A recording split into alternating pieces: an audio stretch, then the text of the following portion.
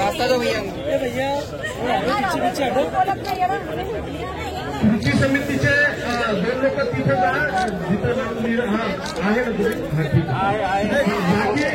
त्यांनी साहेबांना भेटलं त्यांनी जाऊ शकता आणि गावाकडची मंडळी जे 2 व्हीलरवर आलेले सावकाशचा पोहोचल्यानंतर ग्रुपवर टाका आम्ही पोहोचलो म्हणलो।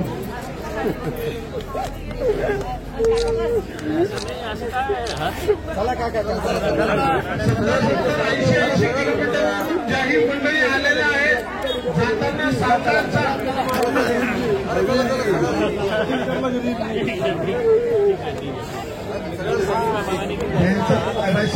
झालेला आहे आणि नाव नोंदणी झालेला आहे।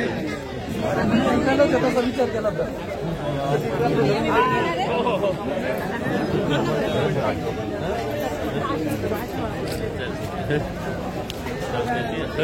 बड़ा अच्छे से पेपर है।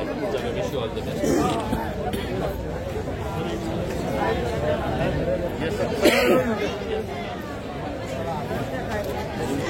आपले नाव नोंदणी करण्यासाठी लाईनी करणाऱ्या संघटना रडू नका, साहेबांना हिंमत द्या। सर्व ठेवीदारांना विनंती आहे की रडू नका, साहेबांना हिंमत द्या। मिलन दो ना बॉस, थोड़ा इनका हो जाने दो आदर्श का, फिर आपको लेके ना फोटो पूरी पार्टी खेत में खाना खाने चलेगा काका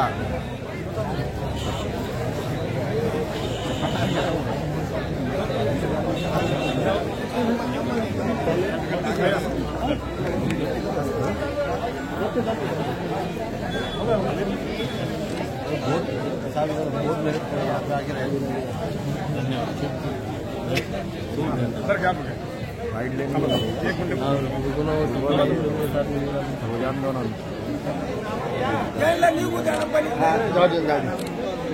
उधर है जिसके ऊपर जाएगा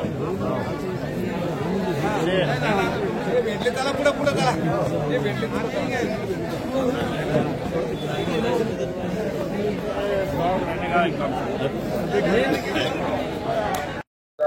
भेटायचं तर ती आज साहेबांना भेटण्याची वेळ आपल्यावर आली होती। आपण साहेबांना भेटलो आणि सुख समाधीनं आपापल्या गावी व्यवस्थित जाणं। गेल्यानंतर कृती समितीशी फोन करा की आम्ही व्यवस्थित पोहोचलो आणि ज्यांचे नाव रजिस्टर नोंद नाही झाली कृपा करून त्याच ठिकाणी नाव नोंदणी करायसाठी जायचं आहे। ज्यांची नोंदणी झालेली त्यांनी आरामशीर घरी जायचे। धन्यवाद। गर्दी करू नका, नाव सगळ्यांनी घेतलेले आणि एक ठेवीदाराचे नाव घेतलेले आपण या ठिकाणी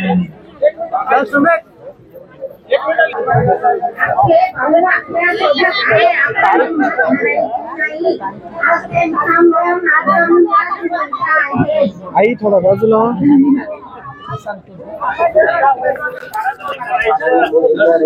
एक मिनट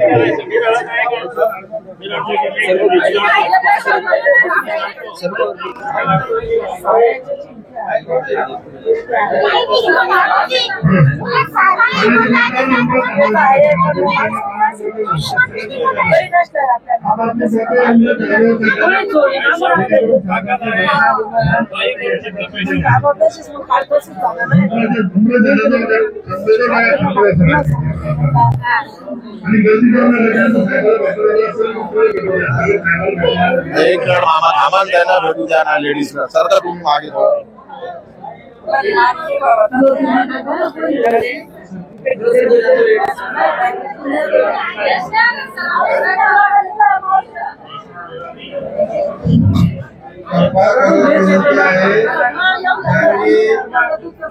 रजिस्ट्रेशन केलेले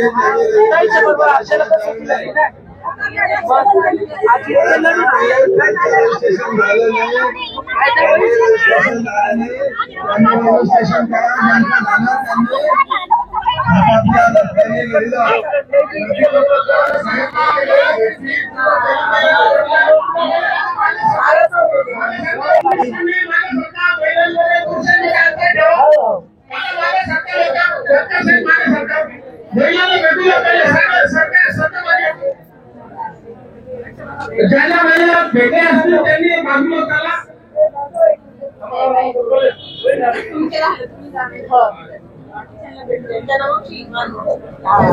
गरबा करून नावाला येणाऱ्यांनी गर्दी करू नका.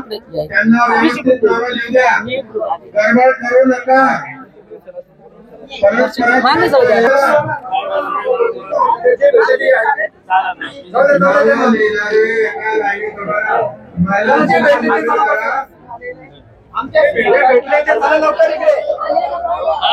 पीछे हो जाओ.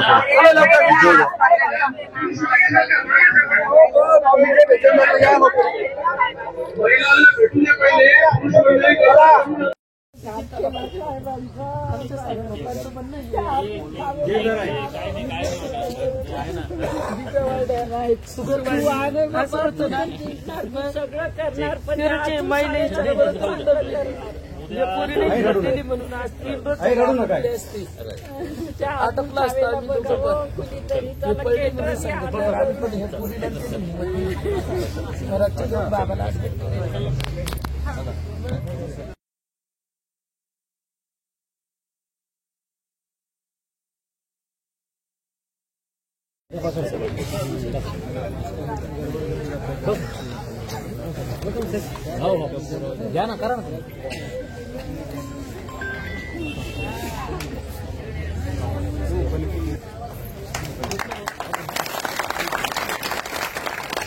जय साथ तुम आगे बढ़ो, हम तुम्हारे साथ हैं. जय भवानी, जय भवानी, हर हर.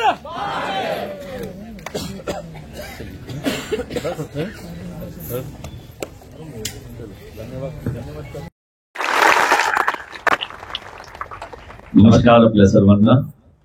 माझ्याकडे शब्द नाही आहे की मी आपला कोणत्या शब्दाने तुमचा धन्यवाद देऊ. सुरुवाती एक चांगली गोष्ट हे आहे की आता काही पद राहिलेला नाही आहे. मग खूप जास्त तुम्हाला टाइम देऊ शकतं आदर्श सगळ्या ठेवीदारांना. हे एक जसं सगळ्यांनी सांगितलेले आहे की काही महिन्यापूर्वी आपण इथेच बसलो होतो. लोकसभामध्ये पराभव झाला होता. खूप मोठा फरक होता त्याच्यामध्ये. तर इतकं वाईट नाही वाटलं होतं की इतकं मोठा फरक आहे. पण या निवडणुकीमध्ये प्रामाणिकपणे सांगायचे असेल तर मी स्वतःही खूप प्रयत्न केलेले होते आणि मला माहित होतं की महाराष्ट्र विधानसभेमध्ये तुमच्यासारखे अनेक गोरगरीब लोकांचे, कष्टकऱ्यांचे, शेतकऱ्यांचे जे मुद्दे आहेत जे आज कोणीही उचलायला तयार नाही आहे विधानसभेमध्ये. सगळं काही चाललेलं आहे आपल्या सर्वांना माहित आहे.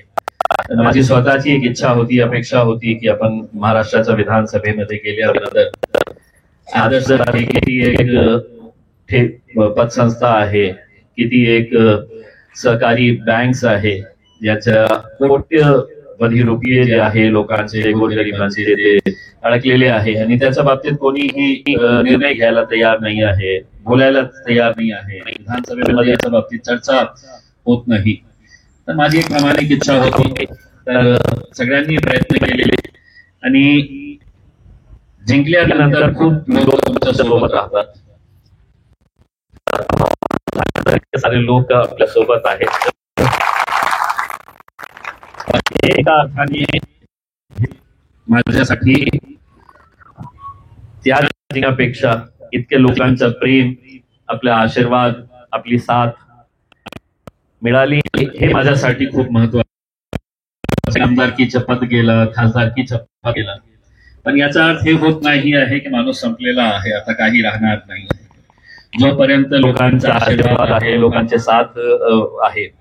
या निवडणुकीमध्ये काय काय घडलेलं आहे आपल्या सगळ्यांना माहीतच आहे. आणि दुर्दैव म्हणजे ठीक आहे माझा पराभव झालेला आहे, पण देशामध्ये, राज्यामध्ये जे काही चाललेलं आहे ते लोकशाहीला खूप घातक आहे. मला असं वाटतं इलेक्शन मध्ये आपण दर 5 वर्षांनी लोकांना एक अधिकार देण्यात आलेला आहे की कुणाला आपल्याला निवडून द्यायचं आहे, कोण आपलं प्रतिनिधित्व करण्यासाठी विधानसभेमध्ये जाणार, लोकसभेमध्ये जाणार. हे 5 वर्षामध्ये लोकांच्या हातात ते ताकद देण्यात आलेली आहे. पण आपण सगळं काही पैशाच्या जोरावर करणार असेल तर हे राज्याचं काय होणार? म्हणजे जे प्रामाणिकपणे काम करणारे लोक आहे ते कशा प्रकारे विधानसभे आणि लोकसभेमध्ये जाऊ शकतील? शक्यच नाही आहे.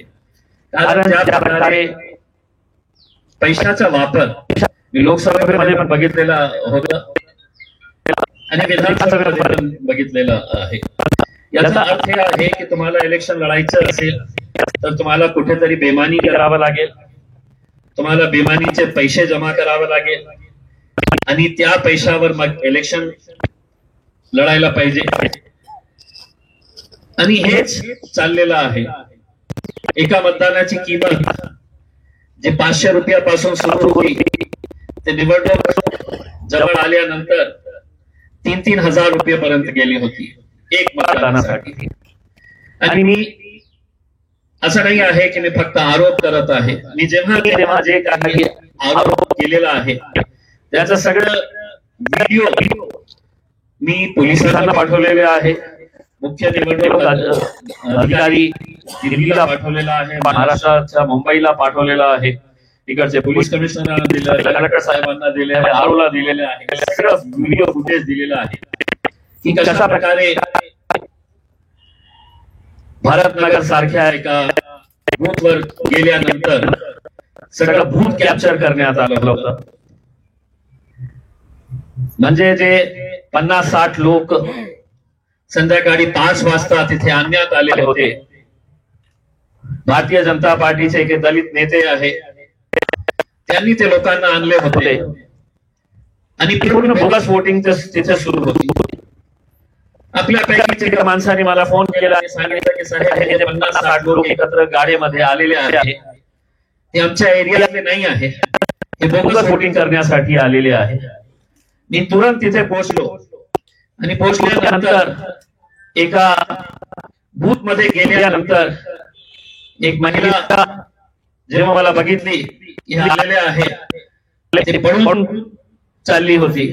मग मी पोलिसांना विनंती केली होती की तुम्ही ही महिलाला धरा, ही बोगस वोटर आहे, तुम्ही तिला आत कशा परवानगी दिलेली आहे? मग त्याच्या सोबत आलेले लोक जोरजोरात घोषणाबाजी सुरू केली आणि घोषणा कोणते देत होते? जय श्रीरामच्या घोषणा.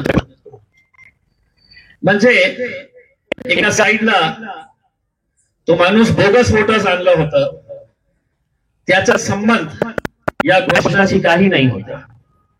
अशा प्रकारचे लोक स्वतःचा, आपल्या जातीचा आणि भगवान श्रीरामचं नाव ही किती बदनाम करत आहे.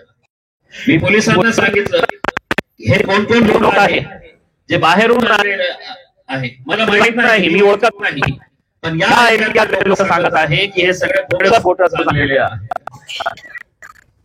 त्याचा परिणाम काय झाला? त्या संध्याकाळी पोलिसांनी माझ्या विरोधात FIR रजिस्टर केली, केस रजिस्टर केलं. कशाला?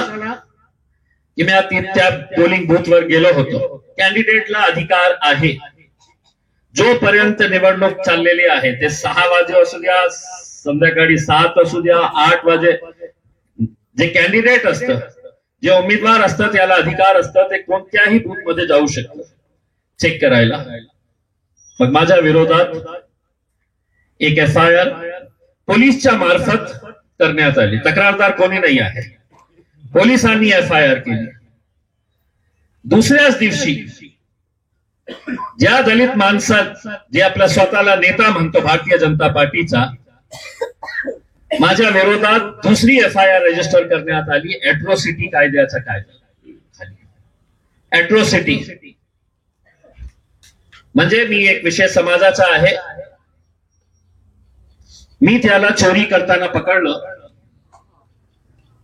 चोरी करताना पकडल्यानंतर मला तर हे कायद्याचा संरक्षण मिळालेलं आहे, मग तुम्ही मला कसा थांबवतो? त्या अनुषंगाने दुसऱ्याच दिवशी दुसरा केस करण्यात आला, ते अॅट्रॉसिटी कायद्याच्या अंतर्गत. पोलिसांना असं वाटलं असेल जे पोलिसांवर प्रेशर टाकत होते त्यांना असं वाटत असेल की 2 फायर झालेले आहे, आता माणूस तर घाबरणार. त्यांना माहितच नाही माझ्या सोबत इतकं सारे लोकांचा आशीर्वाद, इतकं सारे लोकांचा ताकद आहे. मी घाबरणार नाही आहे. मी पोलिसांनाही स्पष्टपणे सांगितलेलं आहे, 2 काय 3 करा, 4 करा, मी लढायला तयार आहे, मी लढवय्या आहे. पण या इलेक्शन मध्ये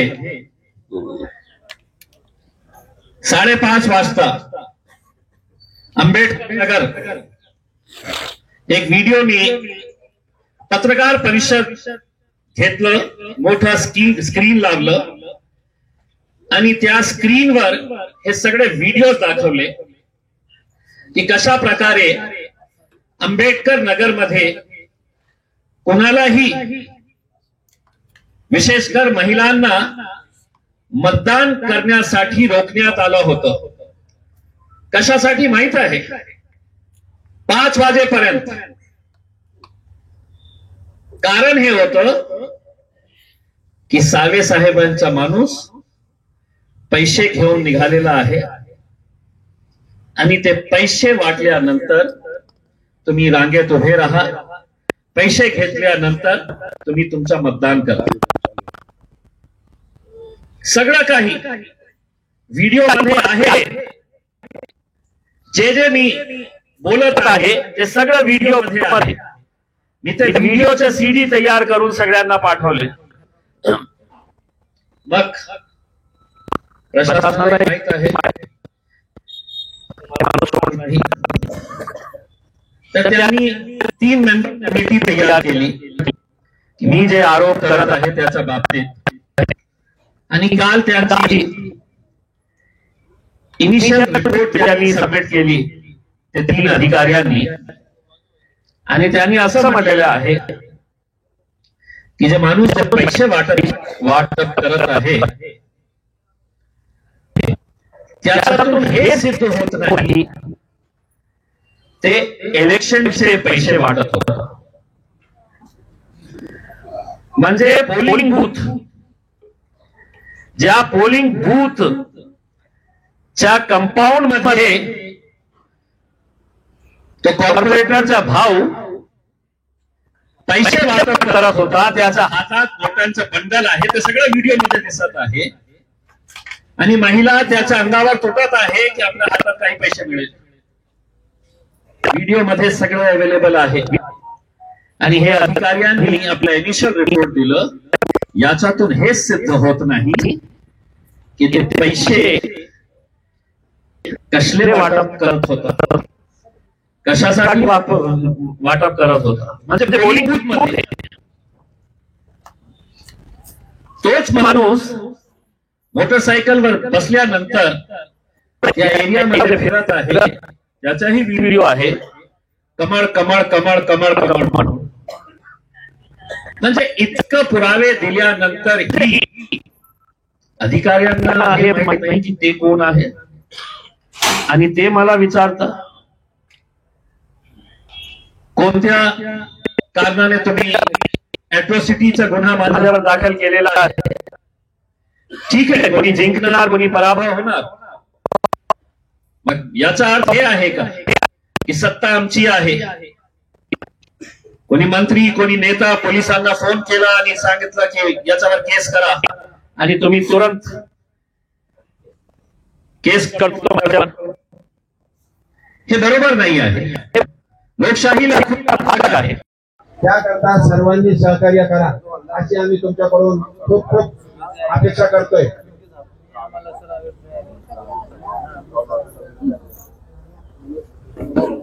हो इकडे चल, तिकडे नाही तरी काढा, या पुढच्या काढा पाठवून द्या. बरं जाऊ द्या, म्हातारा बस द्या. या ना इकडे, वा इकडे पाठी माग, वा इकडं. हो सगळ्यांनाही बसू द्या सोडून हे समोरचं आहे ना तरुण मंडळी, चला वा इकडं. तिथं लेडीज बसतील, लेडीज येऊ लागल्या. कुठं तिथून चालू है ना रुकना भी आंदोलन बंद नावावाले मैं बुला लेता साहब को, लेकिन मैं बोला पहले तुमको मिलनी थी 10-15 मिनट तक तुम साथ में शेर साहब.